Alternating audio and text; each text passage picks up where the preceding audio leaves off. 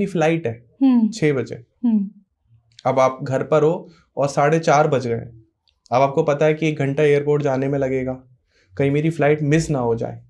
अब आप बार बार घड़ी देख रहे हो, फ्लाइट के बारे में सोच रहे हो, घर से निकल रहे हो जल्दी, you are in a rush, तो आप एंशियस हो रहे हो सकता है मेरी फ्लाइट छूट जाए।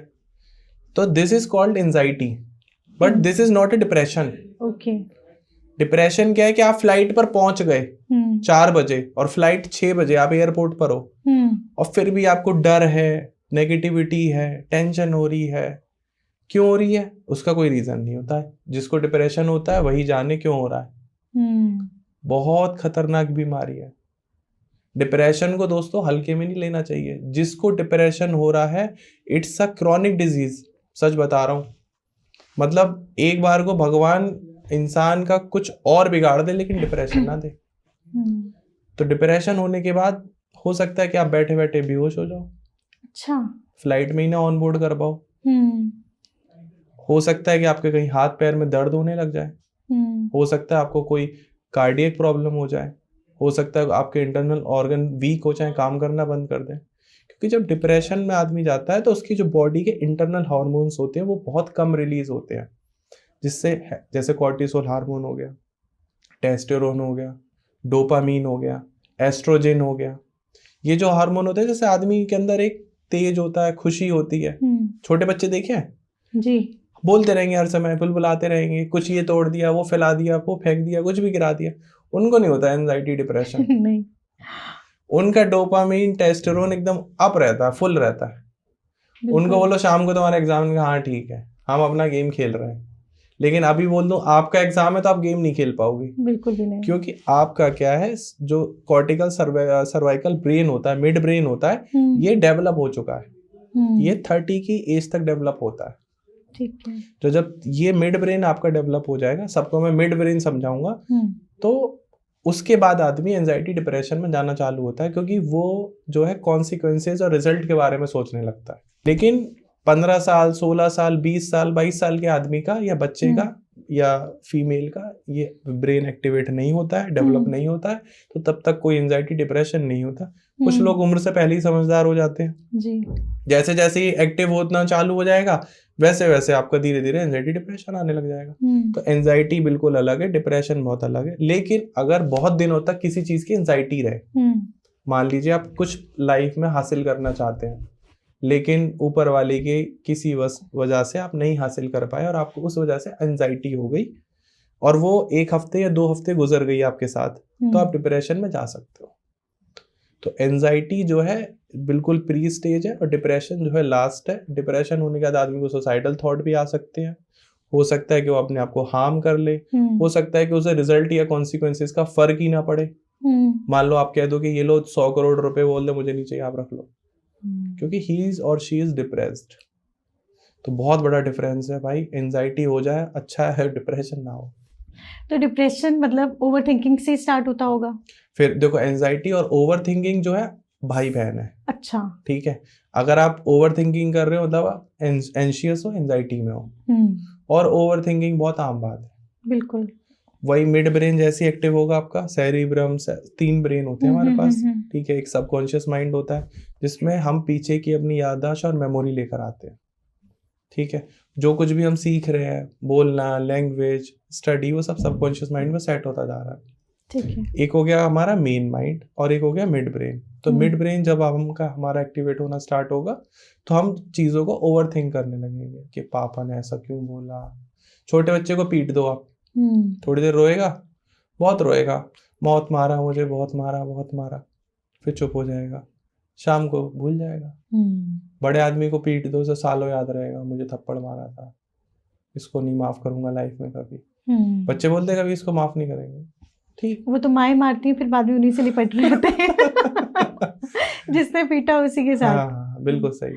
तो बट ये ओवर थिंकिंग तो होती है ना, एंजाइटी से है, तो ये इसकी साइकिल कैसे स्टार्ट होती है? इसकी साइकिल देखो ऐसे स्टार्ट हो जाती है कि हमारी बॉडी ना लगातार हार्मोन्स बना रही है। ठीक है, अब किसी भी कारणवश या किसी भी वजह से अगर हमारी बॉडी में जो है एस्ट्रोजन या एक हार्मोन होता है टेस्टोस्टेरोन, डोपामीन, वो बनना कम हो जाए तो आदमी ना ओवर थिंक करने लगता है। उसके जीवन में एक हैप्पी हार्मोन होता है हमारी बॉडी में जो हर समय बनता रहता है, वो धीरे धीरे बनना कम हो जाता है। ऑल्दो आजकल लोग दवाइयाँ भी लेते हैं इसके लिए, फ्लूमेट वगैरह कुछ ऐसी दवाइयाँ हैं, हम आप ज़्यादा नहीं जिक्र करेंगे, हो सकता है कि लोग खाने लग जाए कैमरे पर देख के, ठीक है।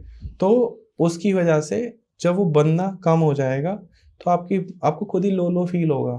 कोई आपको काम के लिए बोलेगा कि चलो सुम्बुल सुबह हम मॉर्निंग वॉक करने, मैं नहीं जाती।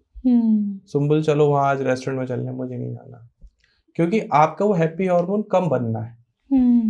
आपने बहुत सारे ऐसे लोग देखे होंगे जो 50 की एज में भी हंस रहे हैं, चल रहे हैं, घूम रहे हैं, फिर रहे हैं, हाँ, उनको हार्मोन बन रहा है और वो कुदरती है, ठीक है। तो ऐसा नहीं है। अब सोचो, मान लो आपको अब लोग जिम जाते हैं, तो जिम जाके बाइसेप ट्राइसेप की एक्सरसाइज कर रहे हैं, तो बाइसेप बन रहा है ना, तो वो अपने आप नहीं बन रहा, लोग फोर्सफुली बना रहे हैं।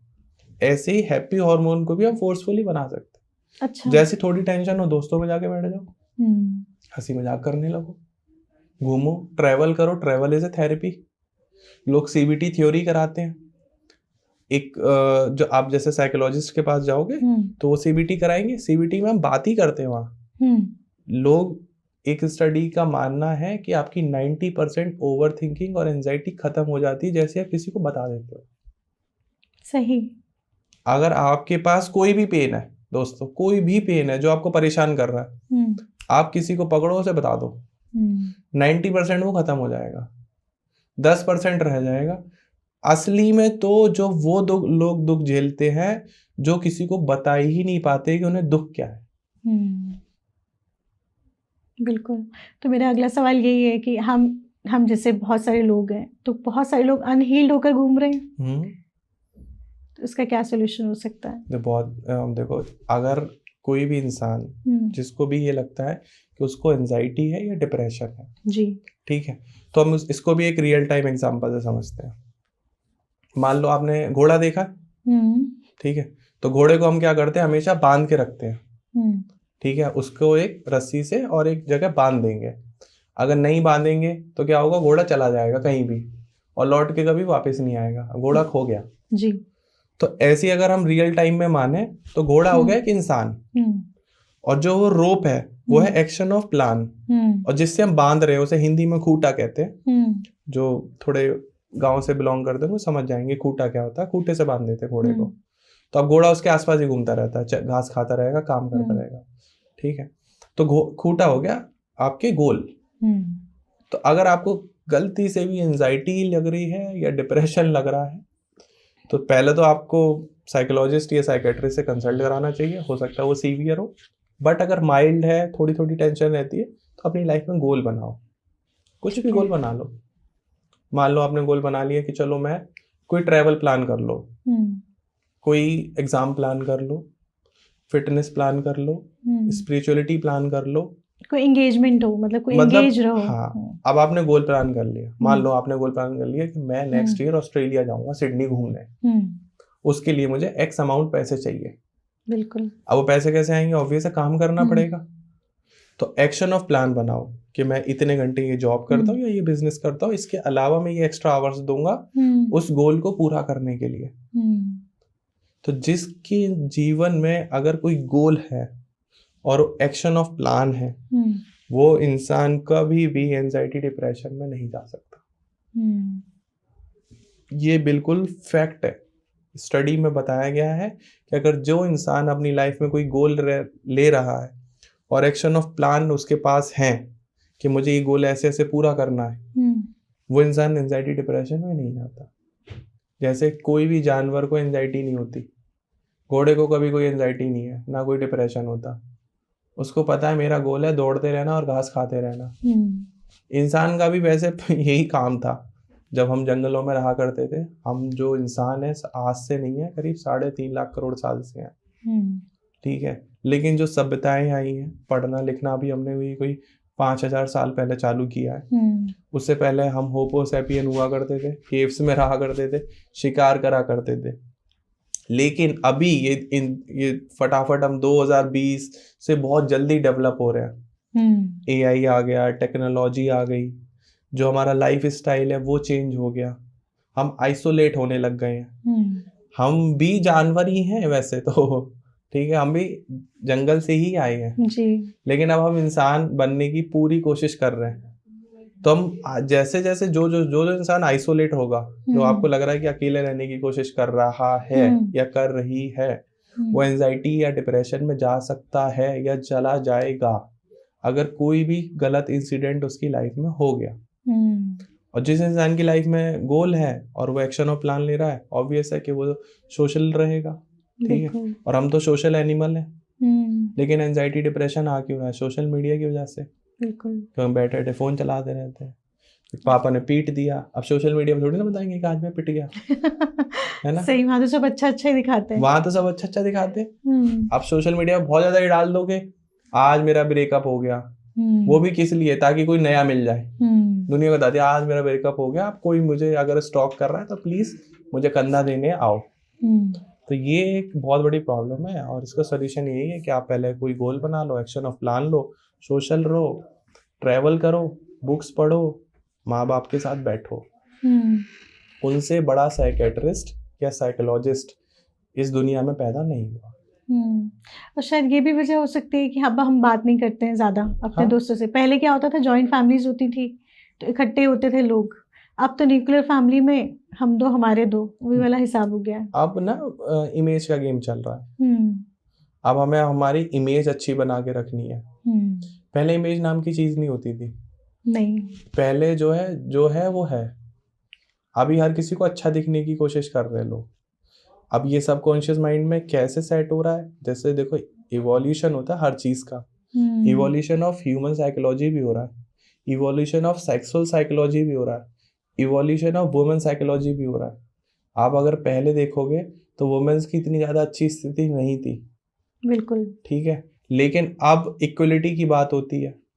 अब इक्वलिटी की बात होने लगी मान लो 500 साल से कि भाई वुमेन और मैन इक्वल्स हैं, लेकिन 3.5 लाख करोड़ साल से तो इक्वल नहीं माने जा रहे थे ना। बिल्कुल। तो हमारी जो याददाश्त है वो 350 साल करोड़ साल पुरानी है। जो हमारे जेनेटिक्स हैं, जो हमारे डीएनए हैं, वो आज के नहीं है, तो लाखों करोड़ों साल पुराने हैं। वो रीप्रिंटिंग हो रहे हैं, न्यू जनरेट नहीं हो रहे।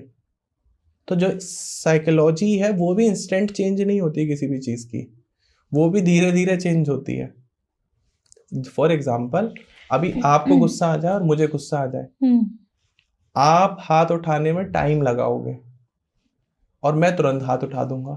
सही। क्योंकि हो सकता है आज से 10,000 साल पहले मैं शिकारी रहा हूं ठीक है, हाँ, जंगल में मेरा काम रहा हो शिकार करना, और आपका काम रहा हो मैं जो शिकार करके लेके आ रहा हूं उसको पका देना। ठीक है, आपको शिकार करने की प्रैक्टिस नहीं थी, लेकिन हो सकता है मुझे रही हो।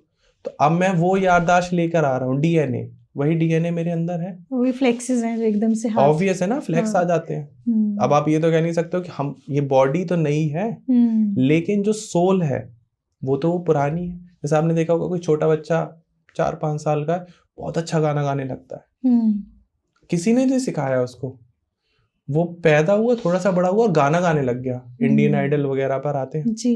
अब वो अगर कोई दिमाग लगाए तो कैसे, लोग कहते हैं गॉड गिफ्ट है। गॉड गिफ्ट पहली बात तो हो सकता है गॉड गिफ्ट हो, लेकिन मेरा मानना, अगर साइकोलॉजी के हिसाब से मानोगे आप, तो वो ऐसा है कि हो सकता है कि उसने अपने लास्ट जो उसका जन्म हुआ था या लास्ट जब वो इंसान रहा था, तो उसने तानसेन रहा हो, उसने पूरे जीवन गाने ही गाया। अब वही डीएनए दोबारा वापस आ गया। अब लोग कहेंगे उसके पापा तो डीएनए में नहीं थे, उसके पापा तो सिंगर नहीं थे, वो कैसे सिंगर बन गया?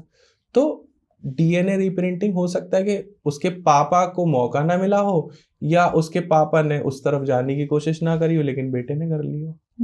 तो जेनेटिक्स भी आते, डीएनए भी आते, सोल भी आती है, 3 चीज मिली हुई है। जब हमने हवा नहीं देखी थी तो हम कहते थे हवा कुछ होती ही नहीं है। जब हमने देख ली, साइंटिस्ट ने अप्रूव कर दिया हवा होती है, तो लोग मानने लगे। हो सकता है आने वाले 50 साल बाद कोई सोल को भी देख ले तो कह दे भाई सोल भी होती है। अब जब तक एआई नहीं था तो लोग कहते थे एआई कैसे होगा, बिल्कुल वो क्या ही कर सकता है, और अब सब डिपेंडेंट है उसके ऊपर। लेकिन अब एआई आ गया। हाँ। किसी ने कुछ भी नहीं सोचा था ना, जब तक आंखों को हम देख नहीं लेंगे, कानों से सुन नहीं लेंगे, तब तक हम मानते नहीं है। तो ये मानना बहुत जरूरी है कि सोल होती है, और अगर ओल्ड सोल आएगी तो आदमी पुराने ख्यालात का होगा, न्यू सोल होगी तो बिल्कुल नया नए इंसान ख्यालात का होगा। जी। तो अब साइकोलॉजी की आप बात कर रहे हैं तो हम देखते हैं कि जैसे हैं मियाँ बीवी या गर्लफ्रेंड बॉयफ्रेंड है ना, बॉयफ्रेंड टॉक्सिक है या गर्लफ्रेंड टॉक्सिक है, मगर वो फिर भी थोड़ी टाइम बाद लड़ाई करते हैं और फिर वापस उधर ही चले जाते हैं। तो ये क्या है, ये क्यों है? सबसे पहले तो सबको मैं सजेस्ट करना चाहूंगा कि कोई भी टॉक्सिक रिलेशनशिप में मत रहो। ये मतलब हो सकता है कि इस पर कंट्रोवर्सी हो जाए, लोग गाली देने लग जाए, बट अगर कोई भी गर्लफ्रेंड बॉयफ्रेंड है और आपका पार्टनर टॉक्सिक है, आपकी बहुत जल्दी बहुत छोटी छोटी बातों पे झगड़े हो रहे हैं, तो आप प्लीज शादी तो मत करना, ठीक है? शादी करके पाप मत कर देना, आप तुरंत उस रिलेशनशिप से निकलो। बट अगर आपकी शादी हो गई है जी, फिर भी टॉक्सिसिटी एकदम एग्रेसिव है, कोशिश करो वहां से बाहर निकलने की, या फिर थोड़ा डिस्टेंस पे रहो, आसपास मत रहो। ये मैं क्यों कह रहा हूँ, बहुत छोटा सा जीवन है मैम, इतना सा, और वो भी आप पूरा टॉक्सिक में निकाल दो। हम लोगों को ये समझने की कोशिश है व्हाई वी आर बॉर्न। लोग सक्सेस के पीछे भागने लगते हैं, लाइफ को कुछ अचीव करने के पीछे भागने लगते हैं, पैसे कमाने के पीछे भागने लगते हैं, लेकिन असली मकसद है खुश रहना। अगर आप अपने जीवन में खुश नहीं हो, फिर आपके पास 10,000 करोड़ भी हो, वो बेकार है।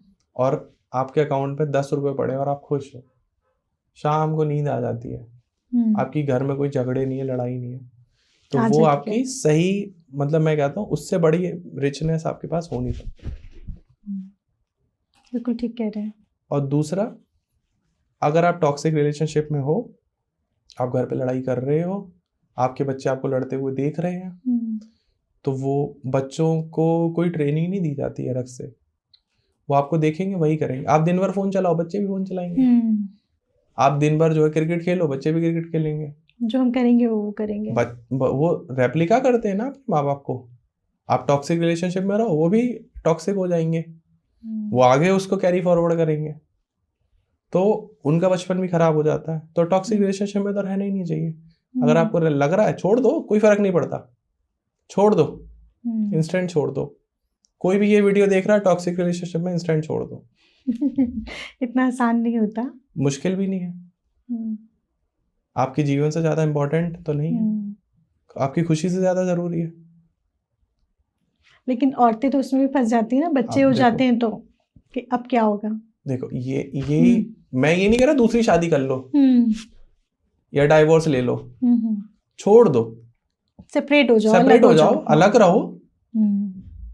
मैंने अभी तक ये तो नहीं कहा आप तुरंत दूसरी शादी कर लो, किसी और के साथ एंगेज हो जाओ जी। आप बात करो कि यार औरतें, देखो आप अगर आज से 200 साल पहले आप ये बात बोलते औरतों को लेके, तो मैं बोलता नहीं आप अलग मत रहो क्योंकि you are not a earning person. But आज आप पढ़े लिखे हो, आप पैसे कमा सकते हो, अपने बच्चों का पालन पोषण कर सकते हो, अपना पेट भर सकते हो।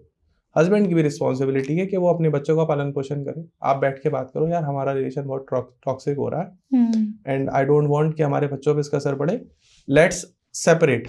ज्यादा नहीं कर सकते, एक घर में अलग अलग रूम में रह लो, इतना तो पॉसिबल है, प्रैक्टिकली लड़ाई ना होगी ही नहीं।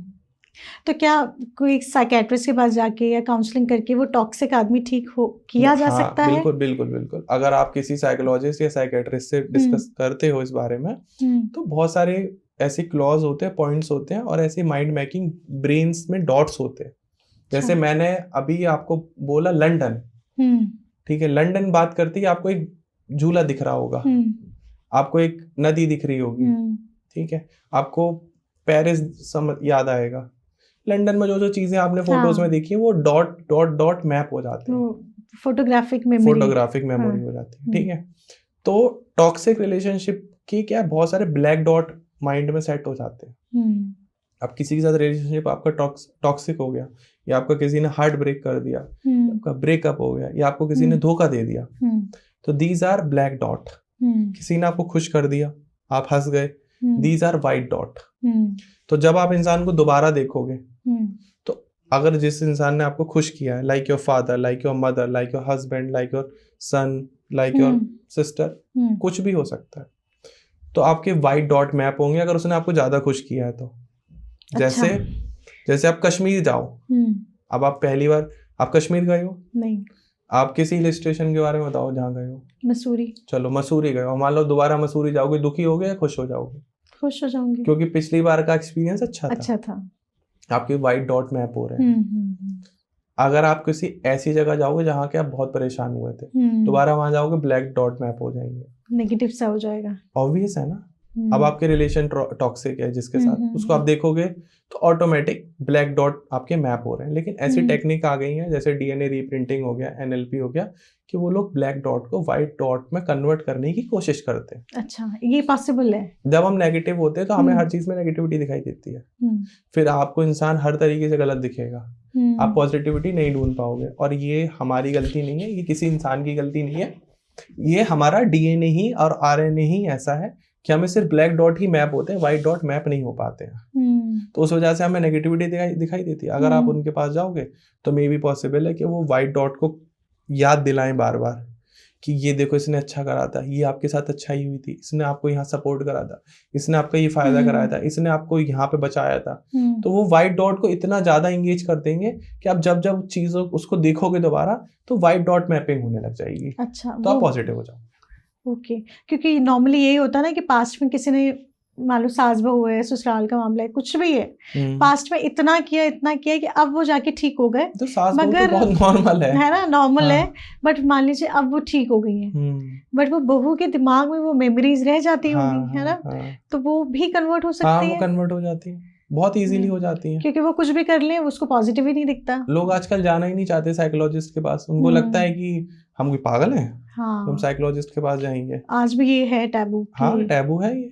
लेकिन मुझे ऐसा लगता है कि अगर किसी को भी थोड़ा बहुत भी एंजाइटी डिप्रेशन है, तुरंत साइकोलॉजिस्ट के पास जाए, या आप किसी इंसान को, किसी चीज को, या किसी गोल को, या किसी एक्शन ऑफ प्लान को लेके नेगेटिव हो, आप तब भी कंसल्ट करो, वो आपको व्हाइट डॉट मैपिंग करा के देंगे। व्हाइट डॉट मैपिंग मैंने आपको एग्जांपल के तौर पर बताया, this is not a scientifical term, आप इसे रेफरेंस ना लें कि आपने नोट कर लिया कहीं और आप जाके बोल रहे हैं व्हाइट डॉट मैपिंग करा दो, बोलेंगे ये क्या होता है। मैं आम भाषा में समझाने की कोशिश कर रहा हूँ। अच्छा, तो मतलब ऐसा कुछ वो नहीं है कि ये कुछ दिमाग में, ये टर्म मैंने डिफाइन करी है, दिस इज नॉट समझाने के लिए। ठीक है, तो सर जिनको एंजाइटी होती है तो कोई ऐसा कोई टूल बता दें जो उनके लिए थोड़ा हेल्पफुल हो जाए। सबसे पहले स्पोर्ट्स। ठीक है, ठीक है, अगर आपको स्पोर्ट्स पसंद नहीं है, then second is music. Music, आप गाना गाइए, आप गिटार बजाइए, आप फ्लूट बजाइए, तबला बजाइए, वो भी पसंद नहीं है, ठीक है, घूमो, ट्रैवल करो, ट्रैवल भी पसंद नहीं है, फिर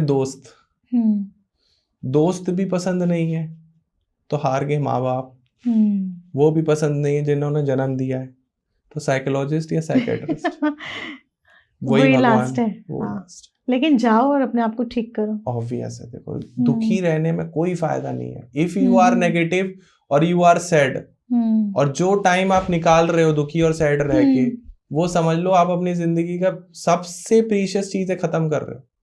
आप एक चीज दोबारा नहीं खरीद सकते, दैट इज टाइम। आप दुनिया जहां की दौलत लगा लो, एक सेकंड नहीं खरीद सकते। आप सब कुछ खरीद सकते हो सिर्फ पैसे को छोड़ के। और रिलेशनशिप में तो टॉक्सिक होना तो बेवकूफी है। जो लोग टॉक्सिक हैं, माय गॉड क्यों है, why they are not changing their self. Ego, सम्मान के लिए लड़ते रहते हैं। रिलेशनशिप बहुत इंपॉर्टेंट चीज होती है भाई। आप अपने माँ बाप को खो देते हो, दोबारा आ सकते नहीं। बीवी बच्चे दोबारा आ सकते नहीं। पति दोबारा आ सकता नहीं। भाई बहन दोबारा आ सकता नहीं। इवन फ्रेंड्स भी वापस नहीं मिल सकते। Relationship are the most important, मैं कह सकता हूँ जायदाद है, सबसे इम्पोर्टेंट जायदाद है आपकी। गई तो गई। बिल्कुल, प्रॉपर्टी से ज्यादा ये इम्पोर्टेंट है। प्रॉपर्टी तो मैम प्रकृति है। हाँ। आप जमीन पे पैदा हुए, जमीन में चले जाओगे। जमीन ने निकाला, जमीन ने ले लिया। ये जमीन किसी के साथ नहीं। अब लोग कहेंगे रिलेशनशिप भी साथ नहीं रहते, रिलेशनशिप धोखा देते हैं। धोखा वो देते नहीं है, धोखा आप खाते हो। वाई यू आर एक्सपेक्टिंग कि वो आपके लिए लॉयल रहे? You are loyal? No, I am not. Then why they are? एक ये भी टर्म है आई एम फाइन, अगर कोई एंजाइटी डिप्रेशन का शिकार है और कोई आई एम कोई फाइन तो पूछे, मैम सबसे बड़ा टॉक्सिक है ना? वर्ड है। तो इसने कल्चर को, ये जो आई एम फाइन कल्चर है, इसने हाँ। कैसे डैमेज किया है मेंटल हेल्थ को? मैम देखो, सब आपके how are you, I am fine, हाँ। Why if you are not fine तो आप सीधे बोलो आई एम नॉट फाइन। रो भी रहे हो तो आई एम फाइन, हाँ है ना? कुछ चुप भी कराने आ रहा है तो आई एम फाइन ऐसे करके कर देते तो हैं। लोग सोचते हैं कि आई एम हम्म। फाइन बोल के वो फाइन हो जाएंगे, लेकिन वो हम्म। फाइन नहीं हो रहे हैं, वो फायर हो रहे हैं। ठीक है ध्रुव जी, बहुत बहुत शुक्रिया आपका, आपने इतनी इन्फॉर्मेशन दी हमें Thank you so यहाँ आने much, के लिए। ma'am. Thank you so much. और हम कोशिश करेंगे अगली दफ़ा भी आपको ज़रूर बुलाएं ताकि और जानकारी आपसे ले सकें। बिल्कुल बिल्कुल। Thank you so much sir. Thank you so much everyone.